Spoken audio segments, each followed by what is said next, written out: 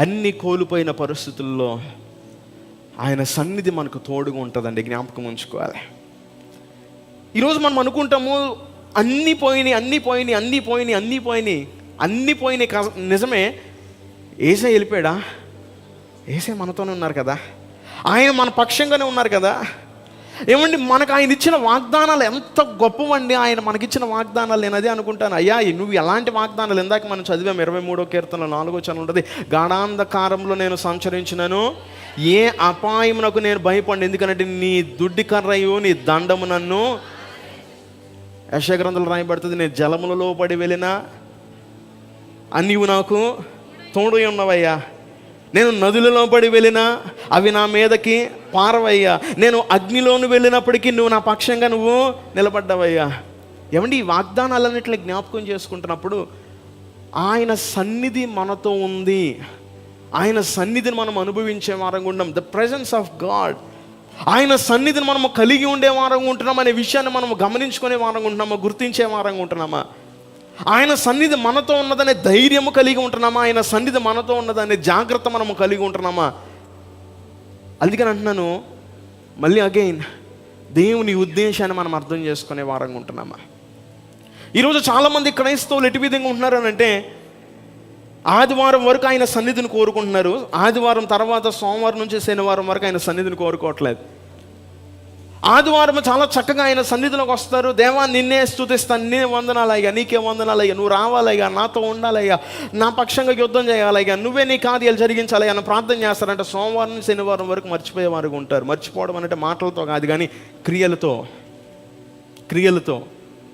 క్రియలు చేస్తున్న దాన్ని బట్టి ఆయనను విస్మరించేవారు ఉంటారు, ఆయన్ని పక్కన పెట్టేవారు ఉంటారంట. దేవుని ఆలోచన ఏంటంటే, నా కుమారుడు నా కుమార్తె ఎల్లప్పుడూ నన్ను కలిగి ఉంటే నేను నా కార్యాన్ని తన జీవితంలో జరిగిస్తాను అనుకుంటున్నాడు ఆయనేమో. ఆమేన్. మనం ఆయన ఉద్దేశాన్ని అర్థం చేసుకునే వారంగా ఉంటున్నామా? మోషే గారు అర్థం చేసుకున్నారంట. మోషే గారు అర్థం చేసుకుని అందుకని నేను అంటున్నమాట, దేవా నువ్వు మాతో ఉండకుండా, నువ్వు మాతో రాకుండా ఒక్క అడుగు కూడా మేము ముందుకి వెయ్యమయ్యా, ఒక్క అడుగు కూడా ముందుకు వెయ్యాము. నువ్వు ఎక్కడో ఉండి మమ్మల్ని దీవించడం కాదు, ఎక్కడో పర్వతం దగ్గర నుండి మమ్మల్ని దీవించడం కాదు, ఎక్కడో ఇంకొక ప్రదేశానికి వెళ్ళిన తర్వాత దీవించడం కాదు, ఏదో బలిపీఠం కట్టిన తర్వాత వచ్చి మమ్మల్ని దీవించడం కాదు. నువ్వు నిత్యము మాతోనే ఉండాలి, నువ్వు మమ్మల్ని దీవించాలి, ఆశీర్వదించాలి, నువ్వే మమ్మల్ని ముందుకి నడిపించాలి. ఒక సగటు క్రైస్తవునిగా, ఒక విశ్వాసిగా శ్రమల్లోంచి వెళ్తున్నప్పుడు అట్టి ఆశ మనం కలిగి ఉంటున్నామా? నా గృహంలో ఎప్పుడు నువ్వు ఉండాలయ్యా, నీ సన్నిధి ఉండాలయ్యా, నీ సన్నిధిని కోరుకుంటున్నానయ్యా, నువ్వు నా మధ్యలో ఉండాలి, మా మధ్యలో నువ్వు ఉండాలయ్యా. ఈరోజు ఒక కుటుంబం ఉంటున్నప్పుడు భార్య భర్తలు, తల్లిదండ్రులు, పిల్లలు కలిసి ఉంటే నేను అంటాను, మీ మధ్యలోకి ఒక మనుషుని రప్పిస్తే వాడు వచ్చి గొడవలు పెట్టిపోతాడు. మీ మధ్యలోకి హలోక సంబంధమైన దేని రప్పించినప్పటికీ చాలామంది అనుకుంటారు డబ్బులు ఉంటే బంధాలు ఉంటాయి అనుకుంటారు, ఆరోగ్యం అంటే బంధం ఉంటుంది అనుకుంటారు. మీరు చూడండి, డబ్బులు ఉన్న చోట గొడవలు ఉంటాయి, మంచిగా ఆరోగ్యం ఉన్న చోట గొడవలు ఉంటాయి, దేవుడు ఉన్న చోట సమాధానం ఉంటుంది. ఆమేన్ చెప్దాం ఒకసారి. నేను అందుకని అంటాను, ఎవరి మధ్యలోకి సేవకుడిగా నేను కూడా దూరకూడదు. ఎవరిని ఇద్దరు ఏమంటారంటే తగువ పెట్టుకొని వస్తూ ఉంటే నేను రాను, మీ ఇద్దరి మధ్యలోకి ఎవరు రావాలి? ఇప్పుడు యేసయ్య రావాలి.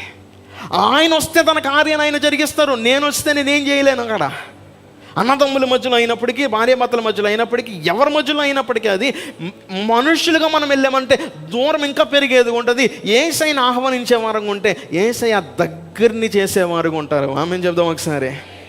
బట్ ఆయన ఆహ్వానిస్తున్నామా లేదా? ఈరోజు మన జీవితంలో ఉన్న అనేకమైన శ్రమలు యోబు గారు అర్థం చేసుకున్న ఆఖరికి అదే కదా, తిరిగి నేను కోల్పోయిన ఈ మందంతా తిరిగి సంపాదించుకోవాలంటే ఎలాగా? నా బిడ్డలందరూ చనిపోయారు, తిరిగి నా బిడ్డలు నేను సంపాదించుకోవాలంటే ఎలాగా? నా స్నేహితులందరూ నన్ను విడిచి వెళ్ళిపోయారు, ఈ స్నేహితులందరినీ తిరిగి నేను సంపాదించుకోవాలంటే ఎలాగా? నా భార్య నన్ను గౌరవించట్లేదు, నా భార్య నన్ను గౌరవించని ఈ పరిస్థితి నుంచి నా భార్య నన్ను గౌరవించే స్థితిలోకి వెళ్ళాలంటే నేనేం చేయాలి అనేది ఆలోచన చేయాలా? అసలు నా దేవుని ఉద్దేశం ఏమై ఉంది అది తెలుసుకుందాం అనుకున్నాడు. దేవుని ఆలోచన ఏమై ఉంది? ఈ ఉదయకాల సమయంలో పునరుద్ధరించబడాలి, నా జీవితంలో దేవుడు తన కార్యాలు జరిగించాలని ఆశపడే వారందరికీ నేను తెలియజేసే మాట అదే. ఏది ఏమైనప్పటికీ, పరిస్థితి ఎలా ఉన్నప్పటికీ, స్థితిగతులు ప్రతికూలంగా ఉన్నప్పటికీ, ఇందాక మనం మేక గ్రంథంలో చదివిన మాట ప్రకారము తినటానికి తిండి లేకపోయినా, వేసుకుంటానికి వస్త్రాలు లేకపోయినా, చేతిలో ధనం లేకపోయినా, కుటుంబంలో పరిస్థితులన్నీ ప్రతికూలంగా ఉన్న, రాజ్యాలు అధికారాలు సమస్తము కూడా మనకి ప్రతికూలంగా వెళ్ళినప్పటికీ, ఏదైనప్పటికీ అక్కడ రాయబడుతుంది అయినను నేను మాత్రము ఒకటి నమ్ముతున్నాను, నాతో పాటు నా యేసయ్య నా పక్షంగా ఆయన నిలబడుతున్నారు. ఆమేన్ చెప్దాం ఒకసారి బిగ్గరగా. నా పక్షంగా ఆయన నిలబడుతున్నారు. ఆయన నా పక్షంగా నిలబడితే నాకు విరోధంగా నిలబడేవాడు ఎవడున్నాడు? No one.